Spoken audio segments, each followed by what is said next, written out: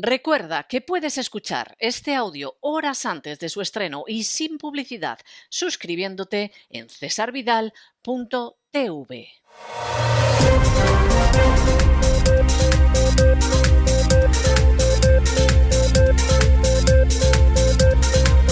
Las noticias del día.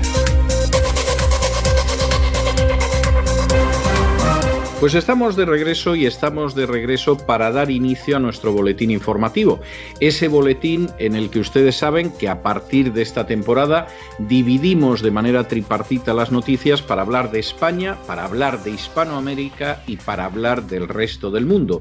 Y además lo hacemos parándonos en aquellas noticias que en muchísimas ocasiones no se dan o se dan sesgadas o incluso se ocultan, pero de una manera bastante consciente. Pero son noticias que a ustedes les afectan. Empezamos en España, donde verdaderamente la fiscal general del Estado, que por cierto antes fue ministra del mismo gobierno que sufren ahora los españoles, ha decidido que en vez de ser el Ministerio Público, que es como se conoce al fiscal, es decir, aquel que se ocupa de defender los intereses del pueblo, de ahí que sea el Ministerio Público, se ha convertido simplemente en un instrumento servil, podríamos decir hasta criminal, a las órdenes del gobierno.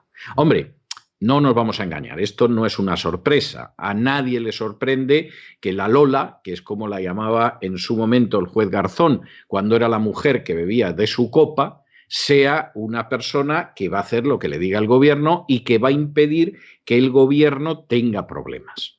Dirá alguno, hombre, exagera usted. No exagero, me quedo muy corto. La Fiscalía General del Estado, al mando de la Lola, ha solicitado al Tribunal Supremo que archive medio centenar de querellas presentadas contra el gobierno social comunista español por su gestión, habría que decir que por su pésima gestión de la pandemia del coronavirus.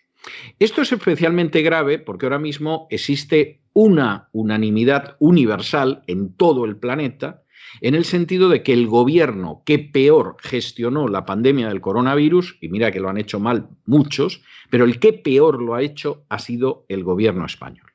De aquí tendría que deducirse algún tipo de responsabilidad, por ejemplo, entre otras cosas, porque aparte de que el gobierno lo hiciera muy mal, el gobierno alentó unos aquelarres feministas en marzo que sirvieron para contagiar y expandir el coronavirus, hasta tal punto que enfermaron vicepresidentas del gobierno, ministras, la propia mujer del presidente del gobierno, etcétera, etcétera, etcétera. Por cierto, pequeño paréntesis, que quien ahora se dirige a ustedes espera que no se lo tomen a mal. Pero cuando uno compara a Melania Trump, primera dama en Estados Unidos, con la Bego, primera dama en España, es que se explica muchas cosas. Es que solo hay que ver dos fotos en paralelo y entiendes, vamos, esa es una lección de historia universal, de geoestrategia y de lo que ustedes quieran. Cierro paréntesis y prosigo con esto. La Fiscalía General del Estado no solamente es que no protege al pueblo en la cuestión del coronavirus, sino que es una correa de transmisión vergonzosa y vergonzante del gobierno social comunista español. Dolores Delgado, la Lola, según el juez Garzón, el prevaricador juez Garzón, todo hay que decirlo, expulsado de la carrera judicial precisamente por ello, además ha salido diciendo que la gestión de la COVID-19 fue idónea y diligente. Pues si no llega a ser idónea y diligente, bueno, pues en España había 500.000 de muertos. O sea, esto es algo verdaderamente indignante y es vergonzoso.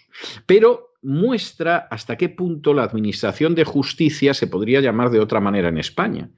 Porque es verdad que hay jueces independientes, es verdad que hay jueces que aplican la ley, es verdad que hay jueces que hacen muy bien su trabajo, pero en el momento en que la administración de justicia se cruza con algún segmento del poder, no solo político, la banca, sin ir más lejos, bueno, es que son verdaderamente de un flexible que asusta, parecen un yo-yo. O sea, es algo que en vez de ir hacia abajo y moviéndose, de pronto se retraen hacia arriba y quedan en el puño del que tira del hilo del yo-yo. Es algo verdaderamente tremendo. Y el caso de Dolores Delgado es absolutamente bochornoso. El fiscal general del Estado, que de oficio tendría que ir contra el gobierno socialcomunista, lo que le pide al Supremo es que no les roce un pelo de la ropa. Y bueno, y estos, en fin, lo mismo han estado enfermos, pero no ha estado mal. Recuerden ustedes el caso del editorial de hoy. Te quedas tetrapléjico como consecuencia del coronavirus y encima viene la agencia tributaria y te saquea. Presentas los certificados médicos de que no te podías ni mover porque estabas tetrapléjico y te dice la agencia tributaria que se nota malicia a la hora de no presentar las declaraciones y que además en lo que te llevaban de un hospital al otro podías haber hecho las declaraciones. Bueno, yo no voy a decir que esta gente sea como los chacales porque estoy convencido que no hay un chacal como este sicario de la agencia tributaria. Vamos, ya quisiera él, esforzándose mucho, llegar a la altura moral de los chacales, las hienas o los buitres leonados. Bueno, pues si eso pasa por un lado, a ustedes les sorprende que pase también en la Fiscalía y que la gente esté absolutamente abandonada. De la gente se cuenta que se deje de saquear por la agencia tributaria y que vayan a votar y a ser posible lo que quieren aquellos que controlan el país por encima del propio país. Pero eso de defender al ciudadano, de intentar hacer valer sus derechos y más contra los poderosos, no será con esta fiscal general del Estado, ¿eh? No lo van a ver nuestros ojos.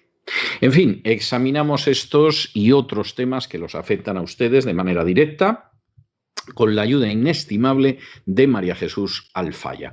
María Jesús, muy buenas noches. Muy buenas noches, César. La Fiscalía General del Estado ha pedido al Tribunal Supremo que archive el medio centenar de querellas contra el Gobierno por su gestión de la pandemia del coronavirus. Querellas presentadas contra miembros del Ejecutivo por delitos como prevaricación, homicidio imprudente, lesiones o delito contra los derechos de los trabajadores.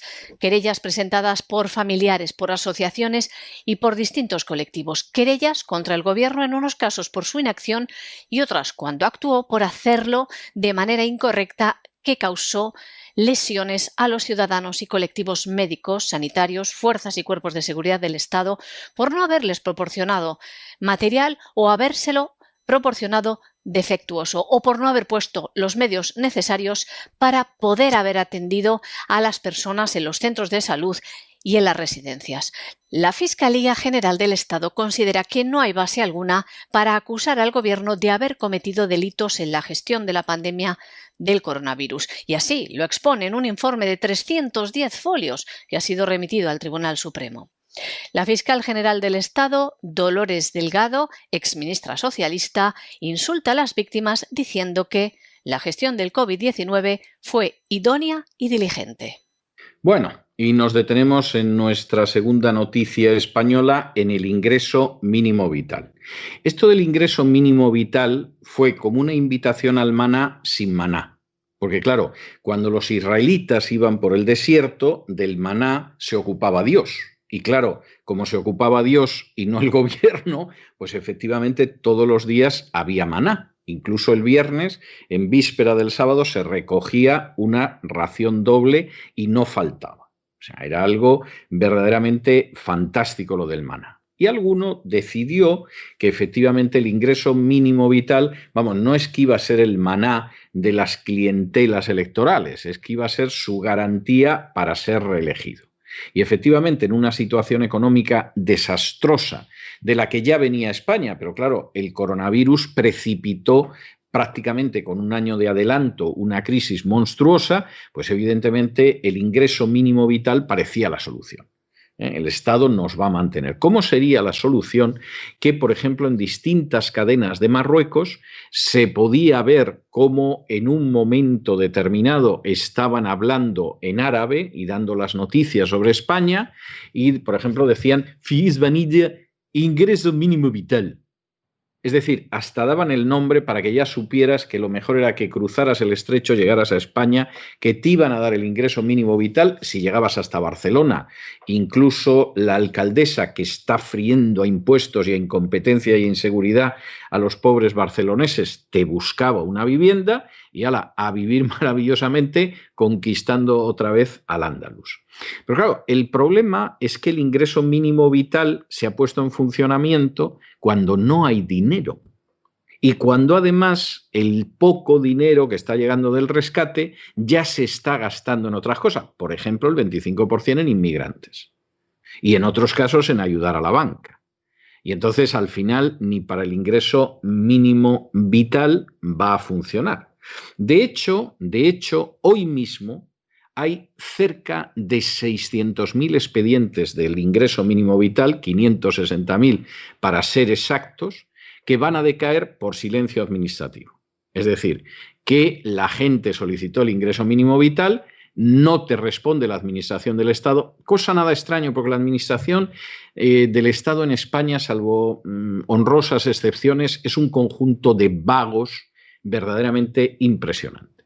Y aprovechando el coronavirus, ya la vagancia y la holgazanería ha llegado a unas alturas astronómicas.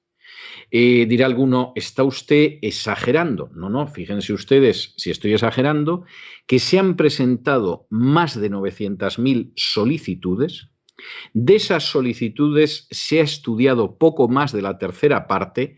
Poco más de la tercera parte. Se matan a trabajar los funcionarios en España. Se esloman a trabajar los funcionarios en España. 350.000 han examinado y se han aprobado al final 86.000. Es decir, menos de la décima parte de las solicitudes. Y aquí, pues en fin, Pablo Iglesias ha intentado hacer algo, porque esto del ingreso mínimo vital le puede venir bien para la coleta, y ha intentado que se extienda a 63.000 familias que no encajan, pero en fin, que se lo den, que son, pues esos son 300.000 votos o más de 300.000 votos a escala nacional, pero Escrivá ha dicho que no, y, hombre, Escrivá no lo hizo bien el Dairef. Tampoco voy a decir yo que lo hizo tan mal como dice Centeno, no lo hizo bien. Pero desde luego como ministro lo está haciendo muchísimo peor. Y el ingreso vital, que para muchos, pues hombre, se lo pintaban como algo maravilloso porque garantizaba votos o porque garantizaba intentar sobrevivir la crisis, vuelvo a repetirles la cifra. 2/3 partes en el día de hoy van a decaer simplemente porque la administración no les ha respondido. Menos de la décima parte han sido aceptados. Y estudiados, se ha estudiado aproximadamente la tercera parte. Vamos, funciona la administración española. Tenemos una administración en España caca de la vaca, como la administración de justicia, como la educación y la sanidad.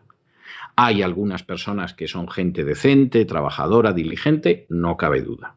Incluso habrá algunos que se merecen el calificativo de excepcionales. Pero en términos generales, la educación, la sanidad, la administración de justicia, la administración española, caca de la vaca. Y no queremos ofender a la vaca porque lo mismo dice, mi caca es mejor.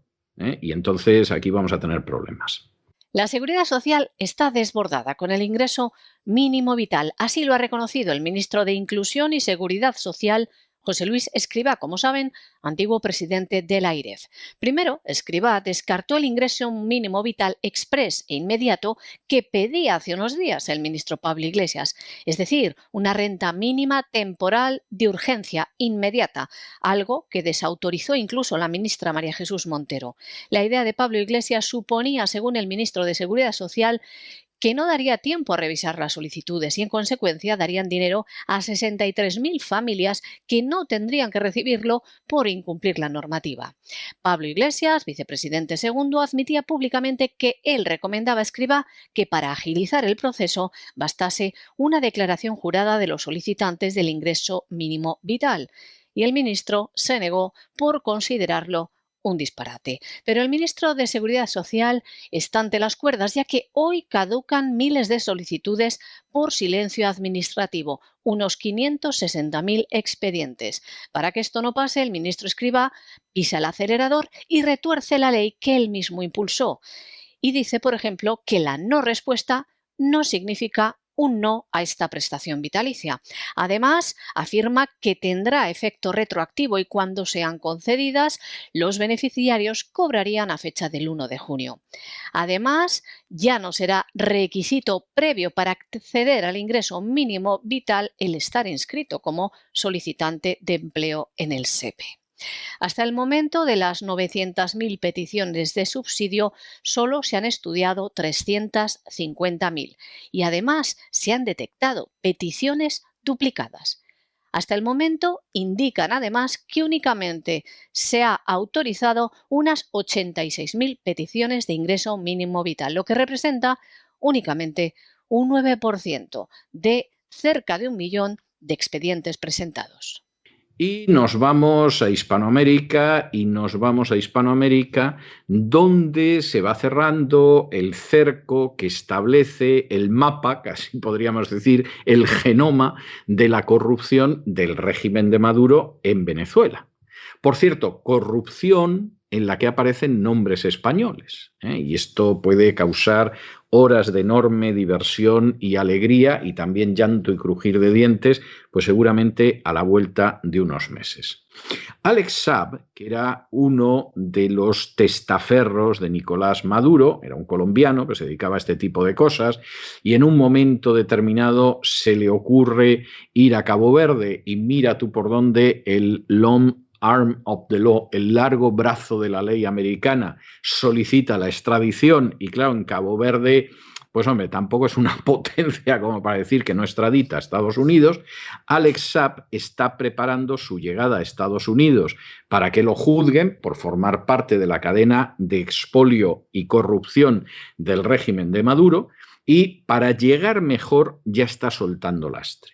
De momento, ha entregado voluntariamente 2 cuentas con 739 millones de dólares, se dice pronto, 739 millones de dólares para conseguir reducir la pena. Cuentas que estaban en Austria y en Suiza y entonces Alex Saab ha dicho, bueno, aquí me van a extraditar a Estados Unidos, me va a enganchar el fiscal americano, me va a encender el pelo lumbre. Hombre, vamos a ver si soltando cuentas millonarias, pues hombre, la pena es reducida, luego llego a Estados Unidos, canto la traviata y entonces, pues bueno, pues al final es una pena menor. Todo esto, después de que las autoridades norteamericanas hubieran congelado en Liechtenstein 700 millones de dólares de Alex Saab, que, insistimos, es uno de los testaferros de Nicolás Maduro. Esto deja en muy mala situación a Maduro, no solamente porque perder más de 1.500 millones de dólares no es ninguna tontería, evidentemente es una pérdida económica importante, aunque con todo lo que han robado los chavistas en Venezuela, pues en fin, casi es el chocolate del loro, sino porque además Saab puede cantar la traviata tosca y el così fan tutte, o sea, puede cantar ni se sabe las óperas explicando lo que han hecho los chavistas y evidentemente esto es lo que le interesa a la justicia americana y como Saab no tiene vocación de presidiario, evidentemente en estos momentos está en el tira y afloja con el fiscal americano. ¿Qué os puedo dar y qué me dais a cambio? Bueno, pues de momento usted entréguenos las cuentas. Yo las cuentas las entrego y a cambio de esto, ¿qué me dais? Y esa es la situación de Saab, no es otra cosa. Es más, imaginamos que Saab, sobre todo, lo que está intentando es conseguir la calificación de testigo protegido para que en calidad de testigo protegido, pues efectivamente a lo mejor no haya pena y haya una vida en algún lugar de Estados Unidos, en Wichita, en Wisconsin, en Nebraska, algo así, por ahí perdido, donde no le puedan localizar los sicarios chavistas. Ahora, lo que puede salir con Alex Saab, eso ríanse ustedes de la comedia humana de Balzac. El testaferro del presidente venezolano Nicolás Maduro, el colombiano Alex Saab, que se encuentra a la espera de ser extraditado por la justicia de Cabo Verde a Estados Unidos, ha entregado 2 cuentas con 739 millones de dólares para reducir así la pena que le espera en los Estados Unidos. Un caso que se procesa en la Fiscalía General de Miami. Las cuentas se encontraron en bancos de Suiza y Austria, dinero manejado por su hijo Shadi, actor en Hollywood implicado en operaciones presuntamente ilegales de Group Grant Limited, con sede en Hong Kong, una firma de la cual era representante legal y que está vinculada a la trama de blanqueo de fondos derivados de los negocios de las cajas CLAP en Venezuela. Un funcionario del gobierno estadounidense indicó en julio del año 2019 que con los CLAP, es decir, ayudas que se entregaban a los más pobres, el empresario colombiano y sus tres hijastros, los tres hijastros de Maduro, se lucraron con cientos de millones de dólares. Además, las autoridades estadounidenses han encontrado más dinero oculto, otros 700 millones de dólares, en varios bancos del Principado de Liechtenstein. Y en breve, las autoridades federales de los Estados Unidos ya han anunciado que van a decomisar cuentas provenientes del robo y del lavado de dinero en otros países. El empresario colombiano Alex Saab fue detenido el pasado 12 de junio, cuando su avión hizo escala para repostar en el aeropuerto internacional Amílcar Cabral de la isla de Sal, el más importante de Cabo Verde. Allí fue detenido por la Interpol siguiendo una orden de detención cursada por los Estados Unidos. Washington también presentó cargos contra Saab y su mano derecha, Álvaro Enrique Pulido, a quienes acusa de blanquear hasta 350 millones de dólares supuestamente defraudados a través del sistema de control cambiario en Venezuela. No es la primera vez que Saab colabora con la justicia estadounidense para ver reducida su pena. Según Estados Unidos, en noviembre del año 2011 y en septiembre del año 2015, Saab y Enrique Pulido se confabularon con otros para lavar sus ganancias ilícitas y transferirlas desde Venezuela a cuentas bancarias estadounidenses. Por este motivo es por el que Washington tiene jurisdicción en el caso. Y nos vamos de Venezuela a Argentina. Argentina tiene una situación verdaderamente penosa, fruto de la corrupción y de la mala gestión económica, y eso ha convertido a Argentina en un auténtico protectorado. Argentina tiene muy poquita capacidad de maniobra como nación libre e independiente, cosa que a quien se dirige a ustedes le causa un enorme pesar, porque le gusta mucho la Argentina, porque tiene muy buenos amigos argentinos y porque una de sus ciudades preferidas en el mundo es Buenos Aires. Con lo cual, verdaderamente le causa una pena, le causa un dolor absolutamente tremendo. Hay que hacer un poco de historia, para no echar la culpa toda al actual presidente de Argentina, que es una plaga bíblica, pero no es el único. En su día, cuando gobernaba Cristina Fernández de Kirchner y la corrupción era terrible y la gestión económica era pavorosa, Argentina de pronto se encuentra al borde de la suspensión de pagos, algo que en Argentina se repite cada 2 por 3. Y en esa situación, los que llegan a ver a doña Cristina ya le comentan que, hombre, que sí, que se pueden renovar los créditos, que se puede negociar la deuda, pero que el gobierno argentino tiene que tener algún gesto de sumisión, de arrodillamiento, de doblegación ante instancias transnacionales y, por ejemplo, sería muy bueno que se aprobara el matrimonio homosexual y la adopción de niños por parejas homosexuales. Y efectivamente eso es lo que sucede. ¿Tenía eso en su programa Cristina? Ni por asomo. ¿Los que votaron a Cristina iban persiguiendo ferozmente el matrimonio homosexual? Ni de broma. Pero en un momento determinado llega el poder de fuera y convierte en realidad esa enseñanza del libro de los Proverbios en la Biblia, que dice que el deudor es un esclavo de su acreedor. Y efectivamente llega el acreedor y dice: doña Cristina, qué mal panorama, hombre, algo vamos a intentar hacer, de momento que se vayan casando los homosexuales. Y doña Cristina se arrodilla y lo acepta. Y uno dice: bueno, claro, están en la izquierda. Bueno, pero a Cristina la sucede Macri. Y Macri es un partido de centro derecha, tanto que en un momento determinado llega a decir que va a hacer la política de Rajoy, momento en el cual yo dije: pobre Argentina y pobres argentinos si este hace la política de Rajoy. Y la hizo. Y como no hizo las reformas que tenía que hacer, como no las hizo Rajoy, y como Argentina se resintió terriblemente en el plano económico, como sucedió también con España, con Rajoy, de pronto Argentina tiene que ver cómo evita entrar en quiebra. Y entonces llegan a ver a Macri y le dicen, hombre, pues mire, señor Macri, algo podríamos hacer, le podemos ayudar, etcétera, etcétera. Mire, va a impulsar usted el aborto. Sí, ya sabemos que en su programa no está el aborto. Ya sabemos además que la inmensa mayoría de sus votantes no van a apoyar el aborto. Ya sabemos que usted es de derechas. Va a impulsar usted el aborto, señor Macri. Y Macri se arrodilla, toca el suelo con la frente e impulsa el aborto, que consiguen parar en el legislativo, sobre todo por la presión ciudadana. Pero efectivamente Macri va en esa dirección, obedece. Esté en la derecha o esté en el limbo, obedece. Y entonces Macri pierde las elecciones y vuelven a llegar los kirchneristas al poder. ¿Qué hacen? Porque estos ya han aprendido de la etapa de Cristina y de la etapa de Macri. Una de las primeras cosas que hace el actual presidente es, en medio de la situación económica, reunirse con Soros. De manera bastante bochornosa, hasta en alguna intervención en los medios, pues habla de que efectivamente continuamente está hablando con Soros. Y por supuesto Argentina al final acaba llegando a una situación de quiebra técnica. Y entonces, ¿qué hace el presidente del gobierno en Argentina? ¿Las reformas debidas? Ni lo sueñen ustedes. ¿Intentar que Argentina se tenga sobre sus pies y sea soberana? Ni lo piensen. A lo más que se acerca en eso es hacer el ridículo oponiéndose al candidato americano en el Banco Interamericano de Desarrollo. Con lo cual Argentina queda como Rufete en Lorca, de manera estúpida y gratuita.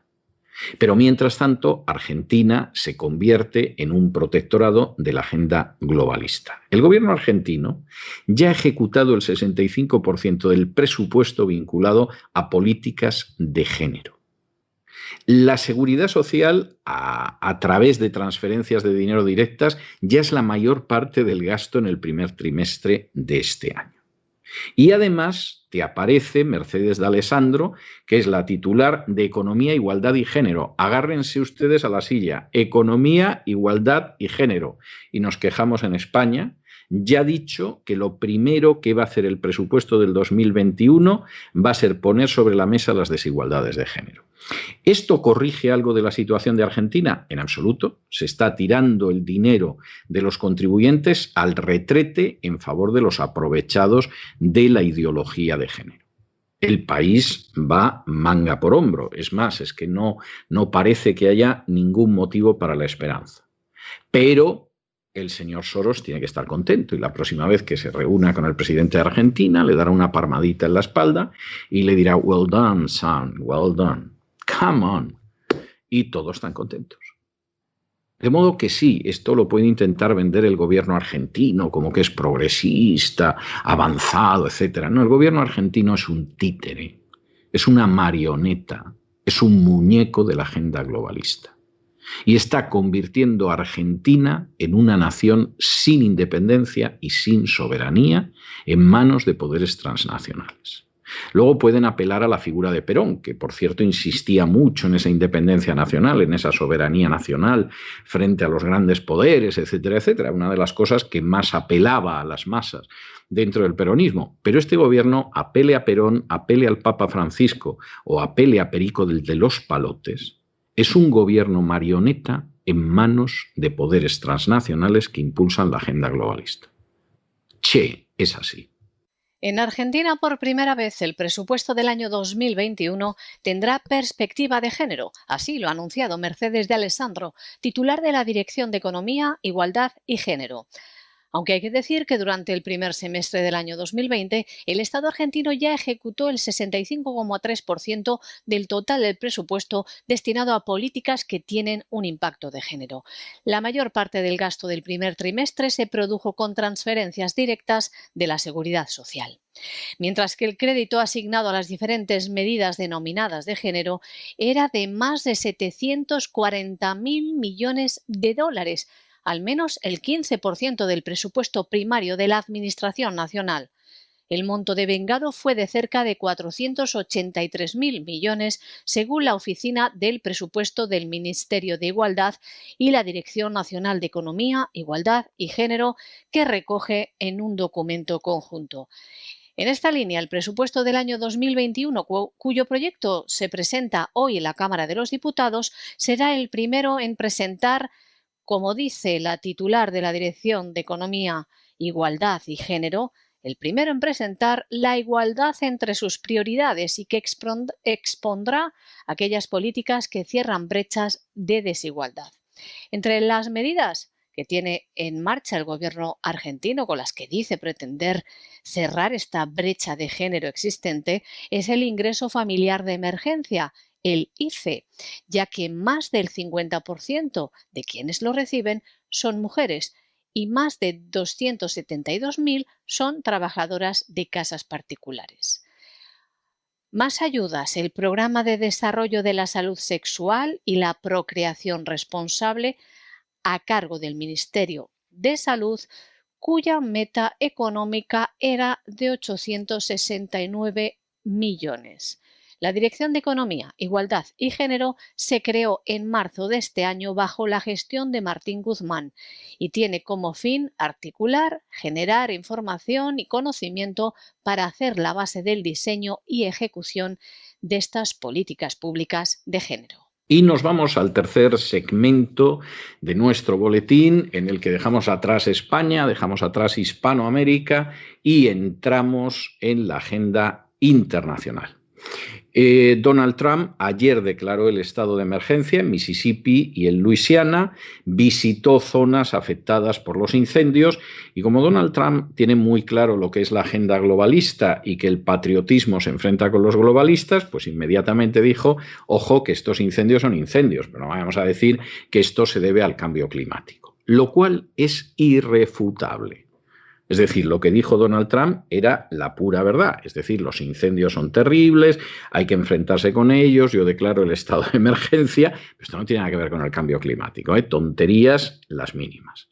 Claro, le faltó tiempo a Joe Biden para decir que Donald Trump era un pirómano climático, lo cual es una estupidez, dicho sea de paso y con todos los respetos hacia el candidato republicano a la presidencia, pero eso no deja de ser una majadería.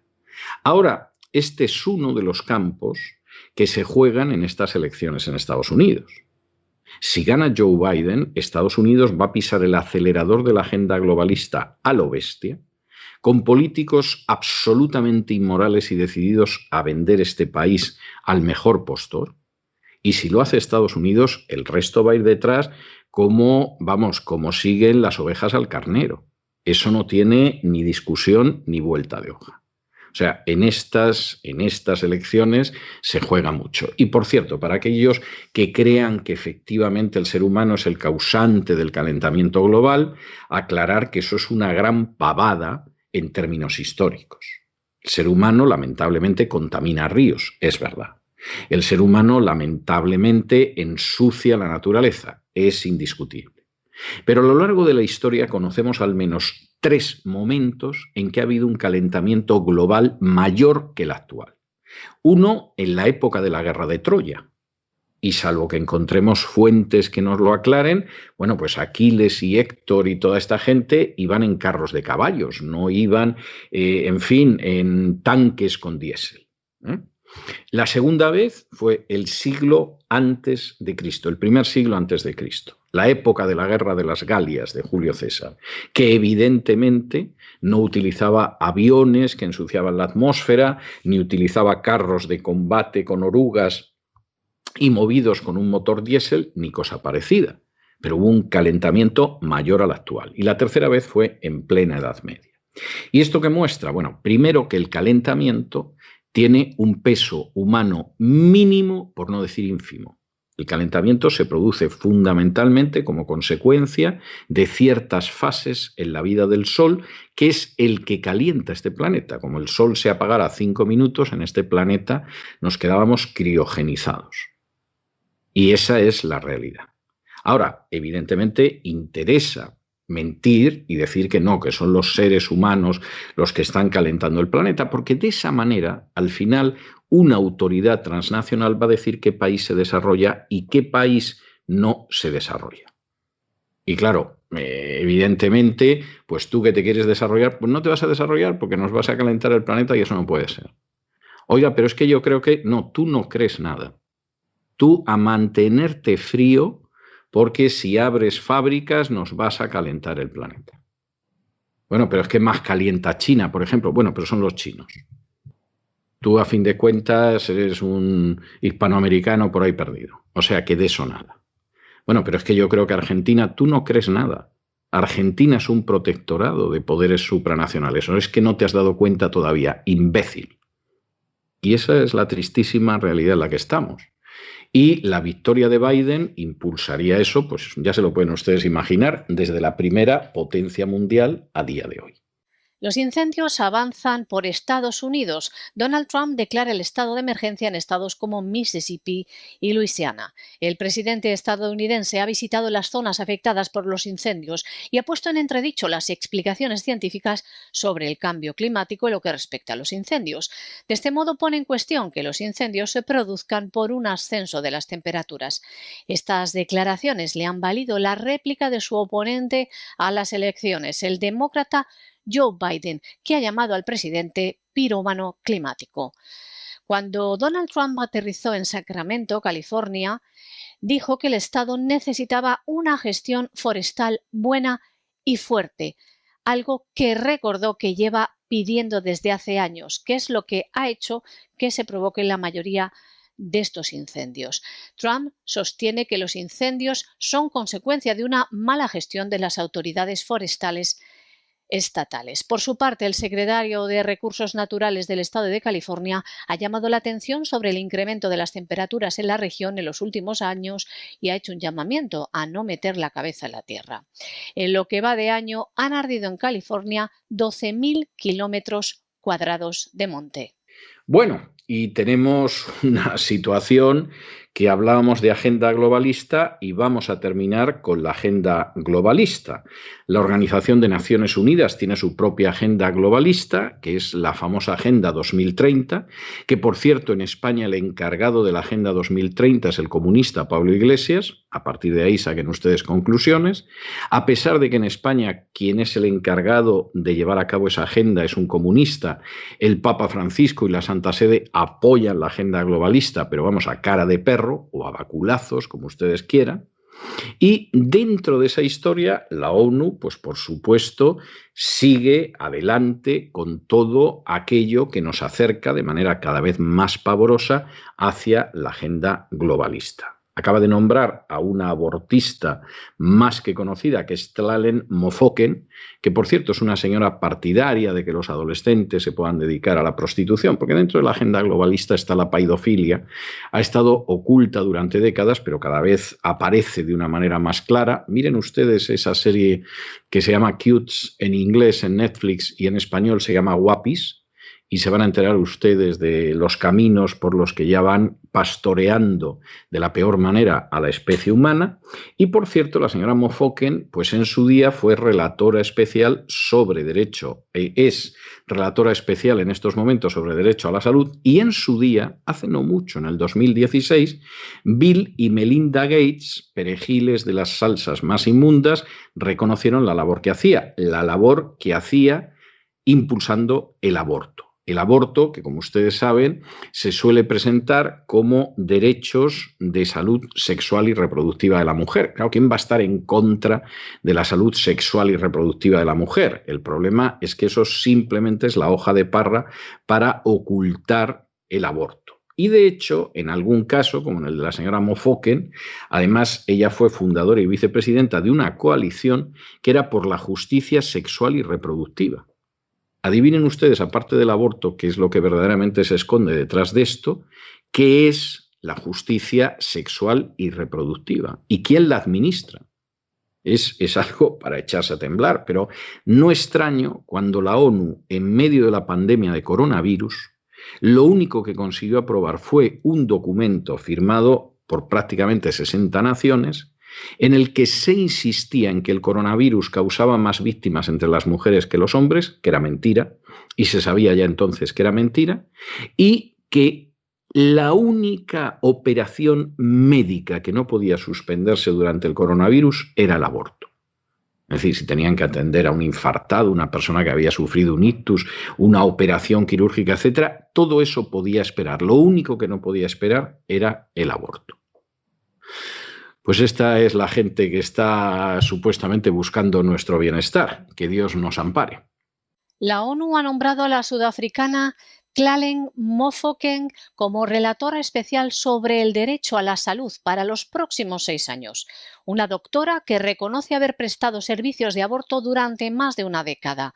Una persona que el año pasado publicaba un artículo en la revista Teen Vogue titulado ¿Por qué considero digno el trabajo sexual?, en el que animaba a las jóvenes adolescentes a plantearse la prostitución como una opción laboral más. Los argumentos de Mofokeng para la legalización de la prostitución y para animar a las jóvenes a seguir ese camino no tiene desperdicio. Les leemos.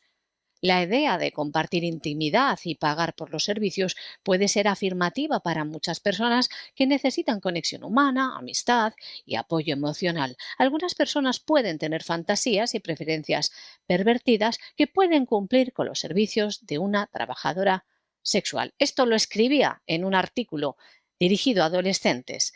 En un artículo en el que también nos da una pista sobre la campaña que pondrá próximamente en marcha en la ONU para aprobar la prostitución en todo el mundo. Si no, escuchen frases como estas que han salido de su boca.